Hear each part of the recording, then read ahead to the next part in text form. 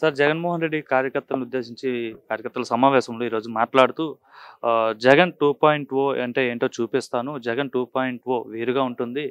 ఎవరు కూడా కార్యకర్తల వెంట్రుక కూడా పీకలేరు అనేసైతే ఆయన అంటున్నాడు సార్. ఎట్లా చూడొచ్చు అసలు ఏంటి 2.0 స్ట్రాటజీ ఏంటి జగన్మోహన్ రెడ్డి? జగన్మోహన్ రెడ్డి గారికి ప్రజలకి కార్యకర్తలకి సత్సంబంధాలు ఏనాడు లేవు. ఆ రోజున అధికారంలో ఆయన చెప్పిన అబద్ధాలను చూసో లేకపోతే ఇంకో రకంగా చూసి అధికారంలోకి వచ్చి ఉండొచ్చేమో కానీ ఆయనకి ప్రజలతోనూ కూడా వైఎస్ఆర్సీపీ కార్యకర్తలతో నాయకులతో కూడా సంబంధ బాంధవ్యాలు ఏనాడు లేవు. ఆయన అధికారంలో ఉన్నప్పుడు కూడా ఎంపీలకు కానీ ఎమ్మెల్యేలకు కానీ ఎమ్మెల్సీలకు కానీ ఇంటర్వ్యూ ఆయన మొహం ఈయన మొహం ఆయన చూసుకున్నటువంటి ఎమ్మెల్యేలు ఎంపీలు ఎమ్మెల్సీలు చాలా మంది ఉన్నారు. ఈ రోజున ఆయన 2.0 కదా నెంబర్ 1 జగన్ చూశారు. జగన్ చూసిన తర్వాత ఇంకా ఆయన్ని ఎవరు ఎక్కడా కూడా కోరుకోవడం లేదు. ఇంకో పక్క ఆయన మాట్లాడుతూ వైసీపీ పని అయిపోయింది, పార్టీ ఇంకా ఉండదని అంటున్నారు కదా. వైసీపీ చచ్చిపోదు, బతుకుతుంది, అలానే ఈ రాష్ట్రాన్ని ఏలుతుంది, మరో 30 ఏళ్ల పాటు అధికారంలో ఉంటామని అయితే ఆయన బలంగా చెప్తున్నాడు. ఏంటి సార్ ఆయన నమ్మకం ఏంటంటారు? జగన్మోహన్ రెడ్డి గారు అంతకుముందు కూడా 30 ఏళ్ల ప్రణాళిక వేసుకొని 30 ఏళ్ల వరకు కూడా నేనే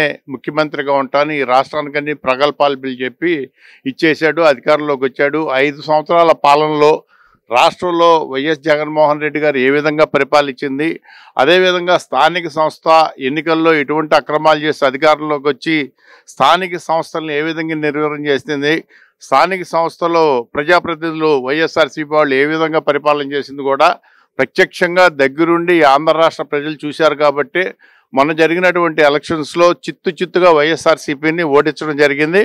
అదేవిధంగా ఇవాళ స్థానికంగా ఉన్నటువంటి లోకల్ బాడీస్లో ఉన్నటువంటి నాయకత్వాలు కూడా అబ్బో ఈ 4 ఏళ్ళలో కూడా మనం ప్రజలకు దూరం అయిపోయాము, ఇకనైనా ఈ సంవత్సర కాలంలో ప్రజలకు దగ్గరుండి మనం మంచి చేయాలి, మంచి విధానాలు తీసుకోవాలి, రాష్ట్ర ప్రభుత్వ సహాయంతో పనిచేయాలని చెప్పి కూడా అనేక చోట్ల మరి వైఎస్ఆర్సీపీ కౌన్సిలర్ కానీ కార్పొరేటర్లు కానీ తెలుగుదేశంలో కూడా చేరడం జరుగుతూ ఉంది.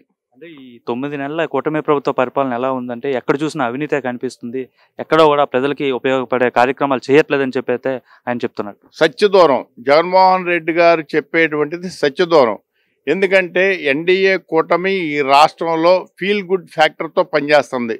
ప్రజలందరిలో కూడా ఫీల్ గుడ్ ఫ్యాక్టర్ ఉంది.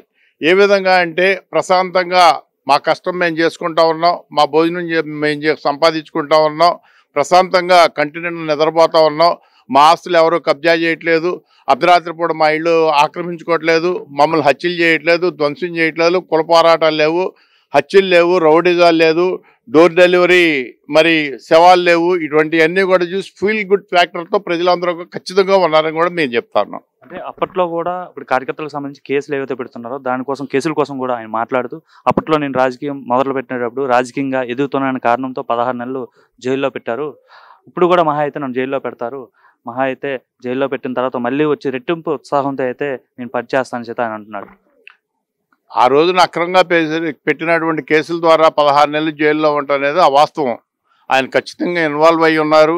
ఇప్పటి వరకు కూడా ఆ కేసులను కొట్టించుకోకుండా కూడా మరి స్టేలు తీసుకొని ప్రొలాంగ్ చేసుకొని కోర్టులకు హాజరైనట్టయితే వాయిదాకి హాజరైనట్టయితే మరి ఈయన సత్యశీలుడైతే ఈనాడు కూడా ఆ కేసులు కొట్టేసేవారు. కోర్టులకి హాజరైతే శిక్షలు పడతాయి కాబట్టి మరి ఈయన కోర్టులకు దూరంగా కూడా స్టేలు తెచ్చుకొని ఆ వంకలు ఈ వంకలు పెట్టుకొని తిరుగుతూ ఉన్నారు. అంటే ఓవరాల్గా ఈ 9 నెలల పాలనలో ప్రజలంతా చాలా ఇబ్బందులు పడుతున్నారు, ప్రజల తరపున నేను పోరాడుతాను, రోడ్డు మీదకి వస్తానని కూడా ఆయన అంటున్నారు.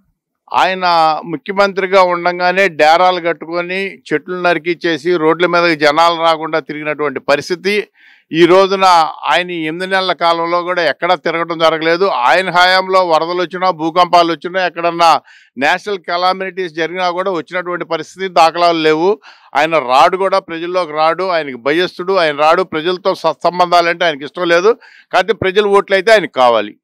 కుటుంబ పాలనలో ప్రజలంతా హ్యాపీగా ఉన్నారంటారా? ఖచ్చితంగా గుడ్ ఫీల్ ఫ్యాక్టర్లో ప్రజలందరూ కూడా ఉన్నారు. ఎన్డీఏ కూటమి ఆధ్వర్యంలో పరిపాలనలో కూడా హామీలు కూడా మెల్లమెల్లగా ఒక్కోటి కూడా రాష్ట్ర ఆర్థిక పరిస్థితిని మెరుగుపరుచుకుంటూ ఒకవైపు రాష్ట్రాన్ని పారిశ్రామికంగా వ్యవసాయకంగా విద్యారంగంగా వైద్య రంగంగా కూడా అభివృద్ధి చేసుకుంటూ కూడా ఎన్డీఏ కూటమి ముందుకెళ్తా ఉంది.